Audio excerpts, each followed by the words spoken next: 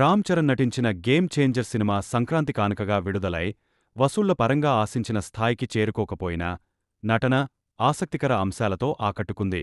ఫిబ్రవరి 7 నుంచి Amazon ప్రైమ్లో streaming కానుంది. Global star Ram Charan కొత్త సినిమా గేమ్ చేంజర్.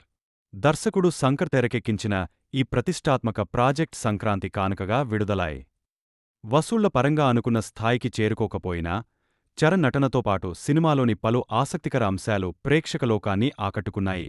ఇప్పటికే థియేట్రికల్ రన్ను పూర్తి చేసుకున్న ఈ సినిమా త్వరలోనే ఓటీటీలో సందడి చేయడానికి రెడీ అయింది. ఈ చిత్రానికి స్ట్రీమింగ్ హక్కులను అమెజాన్ ప్రైమ్ వీడియో సొంతం చేసుకున్న సంగతి తెలిసిందే.